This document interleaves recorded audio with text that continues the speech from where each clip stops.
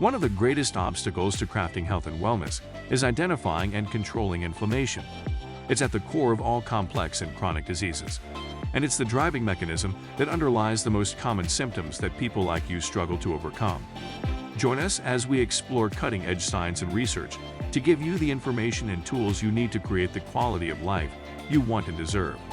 And now, here is the host of Inflammation Nation, Dr. Stephen Noseworthy.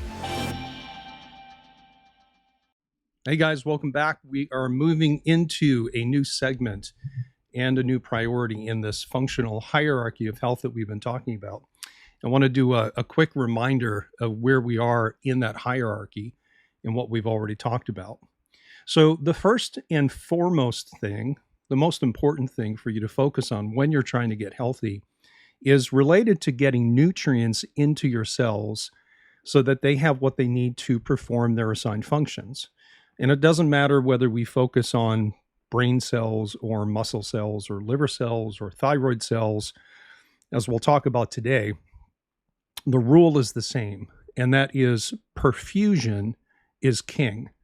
And perfusion simply means the passage of blood through your blood vessels to your cells for the express purpose of delivering nutrients and picking up cellular waste products generated by metabolism.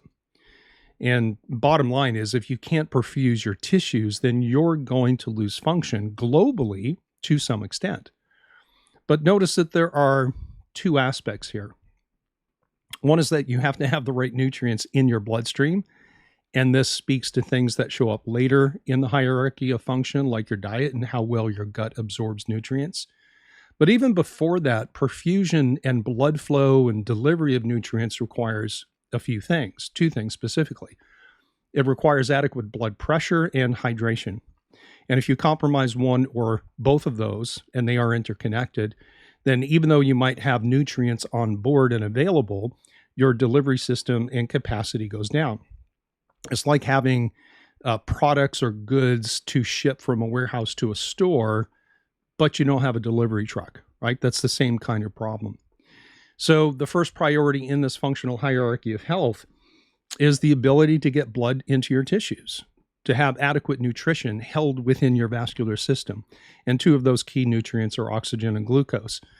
And tissue oxygenation is compromised with any form of anemia, with the most common ones being driven by different nutrient deficiencies, iron and B12 deficiencies specifically. And even though the most common person to get an iron deficiency anemia is a female of reproductive age with a menstrual cycle, it is possible for men to have iron deficiency too. Women lose a certain amount of iron during their cycle, and if that's not replaced with iron from their diet or in supplement form, then their total iron levels go down. They run the risk of becoming anemic, and then tissue oxygenation suffers. And this is important because the most abundant source of energy for cells to function comes from burning glucose as a fuel source in the presence of oxygen. And that's why we talk about oxygenation and glucose availability in the same conversation, because they're, again, intimately related. And so burning glucose in the presence of oxygen is what we call aerobic metabolism. So we need hydration, we need adequate blood pressure, we need adequate iron and B12 to carry oxygen from our lungs to our cells. The next part of this then is to ensure an adequate fuel source. And as I went through in more detail in the blood sugar segment of this mini-series, we're always bringing in some mixture of glucose and fat for fuel, but most people are running a carbohydrate-dominant energy system. And we talked about things like low blood sugar and insulin resistance and metabolic syndrome, diabetes, and this whole idea of what we call metabolic flexibility. The next priority then we talked about was cortisol and stress chemistry, or what's commonly referred to as your adrenals. And while cortisol does many things, its basic function is to support blood sugar, especially during periods of fasting or stress. And relative to periods of fasting, we all fast when we're sleeping at night. So cortisol has a key role in energy metabolism and cell function in that nocturnal period. In essence, these first three priorities in our hierarchy have everything to do with energy metabolism, having adequate fuel at the cellular level to drive human function. Now, after that, we talked in our last segment about the gut. We just finished it, so I'm not going to reiterate that. Let me say this. I'll reiterate one thing, and that is your gut is a system of systems. It's a digestive, neurological, hormonal, and immunological system all wrapped up into one. And so all three facets of the neuroendocrine immune supersystem exist in the gut. As I said, a system of systems. And that brings us to the next priority in this hierarchy of function, and that's your thyroid. Oh boy, that's a big one, right? It's a keystone subsystem of this larger endocrine system, like endocrine meaning hormone. And we have many different hormones, right? We have thyroid hormones, we have reproductive hormones like estrogen, testosterone, progesterone. We have protein-based hormones like thyroid, like insulin. So that's the larger endocrine system. But the thyroid as a subsystem of that is a keystone. And it's not that the thyroid is more important than other hormones. They're all important because they all serve specific roles.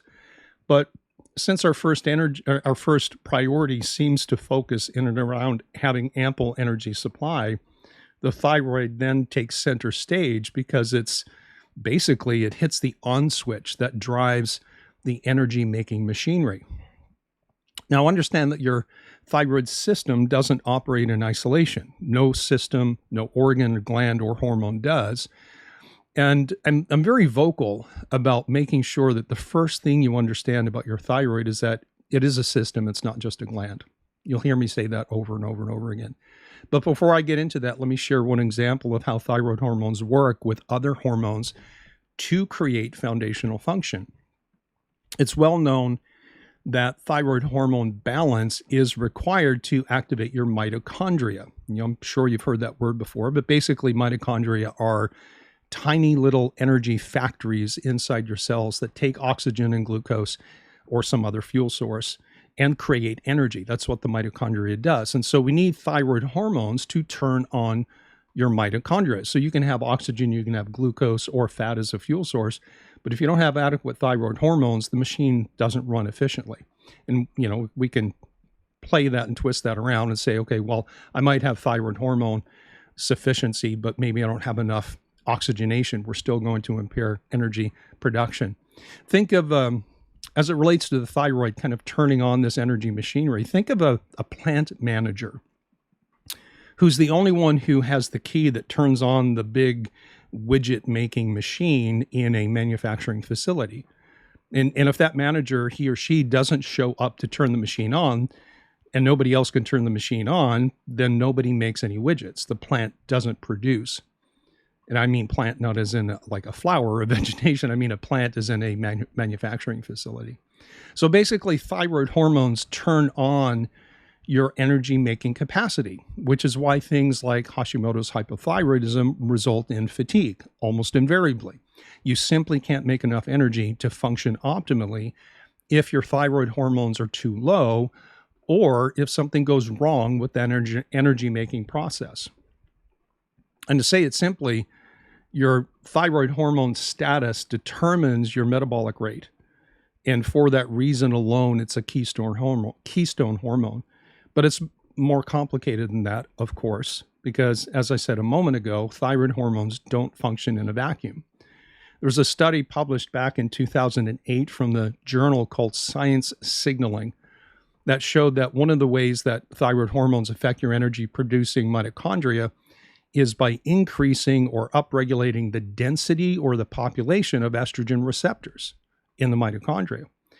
And that it's actually the combination of thyroid and estrogen together that control things like making new mitochondria or cleaning out damaged and dysfunctional ones.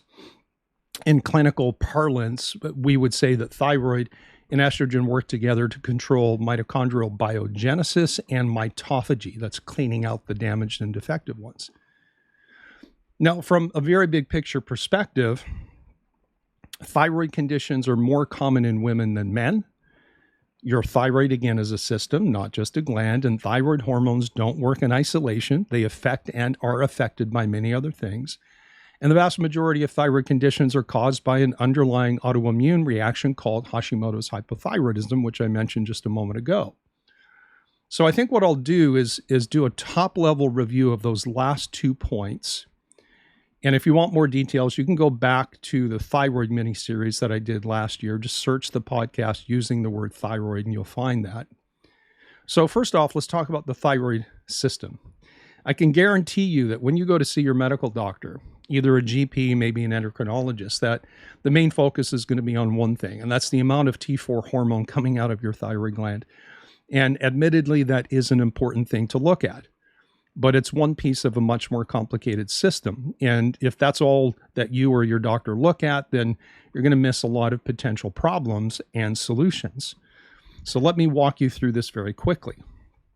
Your thyroid gland sits in the middle of your thyroid system, which actually starts in a part of your brain called the hypothalamus. And this is where you have a collection of neurons that are responsible for monitoring your thyroid hormone levels and making decisions about whether or not you need to make more or less. That means if your thyroid system is working properly, that it's always monitoring and always adjusting hormone production to keep things humming along. But when things don't work well, the question becomes, where in the overall design of the system is it starting to break down? So it starts in the brain. Your hypothalamus transmits a hormonal signal to your thyroid gland that says either make more or make less. It really is that simple. Now, if the signal is to make more, then the gland's internal machinery gets to work trapping iodine from your bloodstream and weaving that together with some proteins and using an enzyme that results in some quantity of T4 hormone production. And under most circumstances, I might not break that down into more detail, but you need to know that there are different versions of thyroid hormones, some of which are biologically active and capable of increasing function on their own, some of which are biologically inactive and either neutral or inert, or in some cases, actually capable of decreasing function.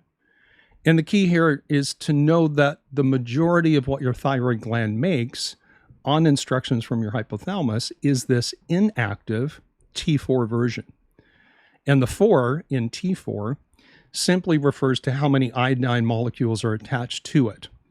But that extra iodine, T4 as opposed to, for example, T3, that extra iodine in the T4 means that it can't actually engage with your thyroid receptors and can't really do much of anything, which is why we call it biologically inactive. And in order for this inactive T4 to become biologically active, it has to lose one of those iodines to become T3. So it goes from T4 to T3. It goes from inactive to active. And that conversion happens predominantly in the liver, which makes a special enzyme called the deiodinase. Can't get that out. And that's what does the job of converting T4 into T3. So first, your brain has to signal to your thyroid gland to make T4 hormones. And once that T4 is placed into circulation, your liver needs to make an enzyme that plucks off one iodine from the T4 to convert it into this active T3 version. And this active T3 is what does all the work at the cellular level to make stuff happen. Stuff like energy production or working with estrogen to drive the creation of these new energy factories, new mitochondria, which are capable of making more energy. But part of the problem here is that the liver, as the liver is converting T4 into active T3, it also converts part of that T4, this original T4, into another inactive form called reverse T3. It's a complicated process affected by things like systemic inflammation or stress chemistry or even lack of key nutrients like iron or selenium. But the downside of making this reverse T3 is that it fights against the T3 at the cellular level. Remember, T3 is active, does all the work.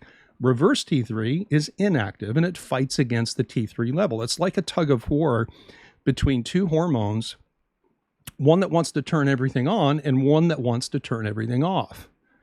And depending on which version of T3 is winning at any given moment determines if your thyroid hormone activation of your cells falls on the activation side or on the inhibitory side where it's not doing what it should.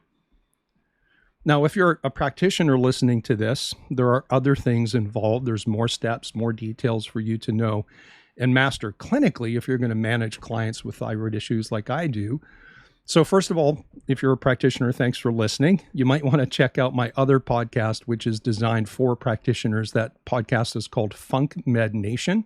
You can just search that on your favorite podcast provider. It would be my honor to have you join me over there as well. So that's a very quick flyover of the thyroid system. One part is responsible for producing thyroid hormones. That's the connection between your brain and your thyroid gland. Another part is responsible for processing thyroid hormones once T4 is put into circulation, so that what is produced gets processed into some balance between active and inactive T3, or T3 and reverse T3. And the final part of the system is how your cells respond to your thyroid hormones as those hormones plug into thyroid hormone receptors, plus any other synergistic relationships that the thyroid has with other hormones. And one example is that cooperative effort between thyroid and estrogen as they work to support the mitochondria that I mentioned earlier. It's a great example of this, or one type of synergistic relationship between thyroid and other things. Now, the last big picture thing I want to cover today is an overview of Hashimoto's hypothyroidism. I think I've mentioned it twice as we've been going through this episode. The first thing that you need to know is that medical research confirms that almost 100% of thyroid disorders are autoimmune in nature. The estimates vary anywhere from 90 to 98%, but we may as well say almost all thyroid conditions are autoimmune. In other words, when someone has either low or high thyroid function, the root cause is typically dysfunction and imbalance within the immune system. The second thing to know is that between low and high thyroid disorders, low thyroid problems are way more common than high thyroid, right? To use technical terms, Hashimoto's hypothyroidism, which is an autoimmune low thyroid condition, is far more common than Graves' disease, which is an autoimmune high thyroid condition. And to complicate things, people with Graves' disease or autoimmune hyperthyroidism often slip into autoimmune hypothyroidism or Hashimoto's once they get treated for their Graves' disease. And it's not like the medical community doesn't know that autoimmunity is the root cause. It's part of their basic training. But not caring looks an awful lot like not knowing. I guess we could flip that around and say not knowing looks an awful lot like not caring. But what I mean by this is that medical doctors, by and large, don't care if you have Hashimoto's as the cause of your hypothyroidism, because it doesn't change what they're going to do. They're going to prescribe synthetic T4 hormones, whether they check you for Hashimoto's or not. In fact, I just did a consultation with a new client a few days ago who's a registered nurse who now owns her own business. She has hypothyroidism, had it for 7 years, I believe. She's never been checked for Hashimoto's. And that's the first thing that we need to try to define for her, because if she does have Hashimoto's, it will change how we approach her case and helping her get better. Because at that point, once we know someone has Hashimoto's, everything becomes about her immune system. It's not so much about the thyroid gland, specifically not so much about the perfect medication or dosage, even though that's part of the process. There's a bigger game to play. You know what her endocrinologist said when she asked her, like, do I have Hashimoto's? And the endocrinologist said, maybe, kind of shrugged her shoulders. But she never ordered labs to check. And the reason she gave was exactly what I just said a second ago. And this is almost a direct quote, as my client said this to me: if you have it, it won't change how I treat you. That's the way the medical community works with this particular problem. Now, I hear this over and over again, talking to new clients about their history with other doctors. Understand that as a functional medicine doc coming from a chiropractic background, I do not have the ability to prescribe medications. I don't tell people to take or not take medications, but I can educate them so that they can have intelligent conversations, reasonable conversations with the doctors that are prescribing medications for them. I can help them ask the right questions so that they get the right answers and can then make intelligent decisions. So here, let me pull back and make a couple of big picture statements. First of all, again, Thyroid is a system. It's not just a gland. And it's not just your TSH and your T4 on your labs. It's much more complicated than that.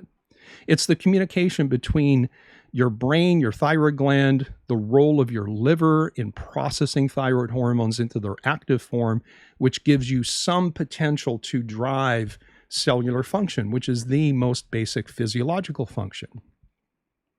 Second, most thyroid conditions affect middle-aged women, and more than 90% of the time, the root cause is autoimmunity.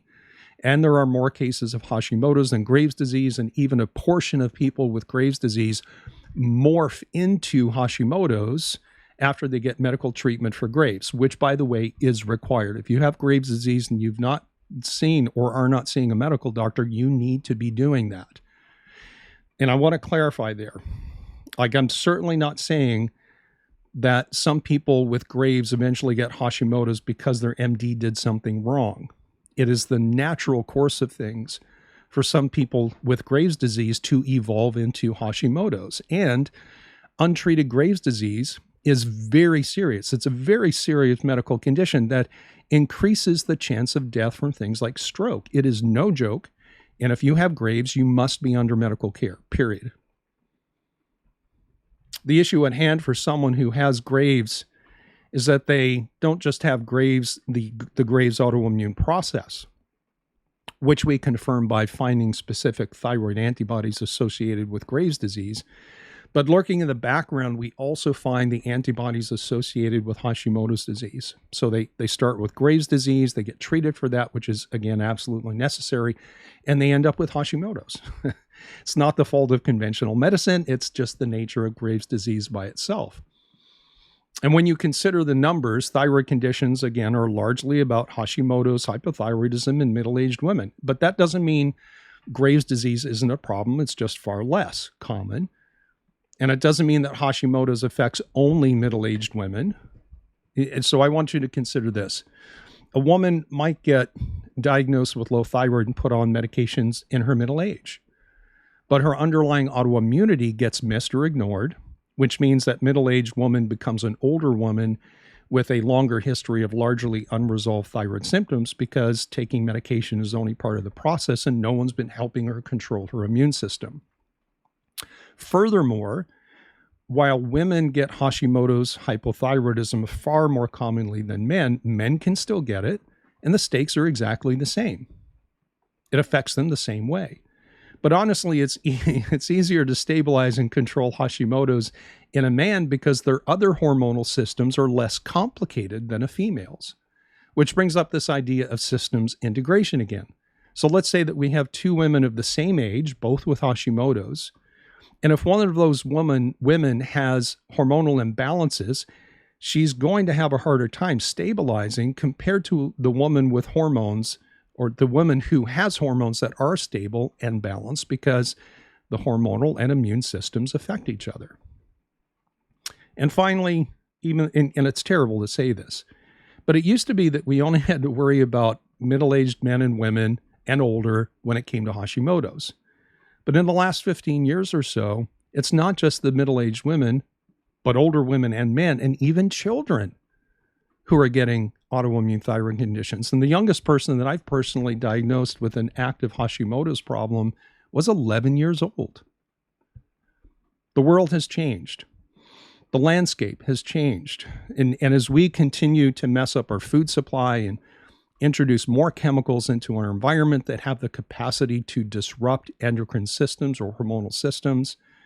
And as we've seen radical changes to our lifestyles at sociological levels, where we, for example, take out physical education in the schools and don't get me started on all this stuff. But as we've changed all this stuff, the rates of autoimmune diseases have skyrocketed. In fact, rates of Hashimoto's are going up by about 10% every decade. And so we're talking millions of people each year are getting diagnosed with Hashimoto's disease and being told predominantly that all they need to do is take their Synthroid or levothyroxine and they'll be fine. But that's not true. Most of them, about 80%, will get synthetic medications and they're going to be left to wonder why they still have unresolved symptoms, even though they're on medication and even though their labs might be technically normal. And if you're listening on a podcast and not watching on YouTube, I'm using air quotes around the word normal. It's a frustrating mess, to be honest, on the clinical side as well, because there's so much misinformation and poor knowledge and direction. Well, why is it so bad? Why is it getting worse? Well, again, it's complicated, but we can say one thing for sure, that the inflammation associated with autoimmune reactivity messes with the entire thyroid system, from the production process to the processing into active hormones, as well as the ability of your cells to respond appropriately, even though you might have enough thyroid hormones in circulation. So I'll say it again, at the end of the day, thyroid hormone function is about cellular activation. And if we can't adequately turn on cellular processes, we can't function at an optimal level. And for this reason, thyroid is a key part of our functional hierarchy of health. All right, guys, that's it for today. More cool stuff coming about your thyroid system in the next episode. Thanks for listening.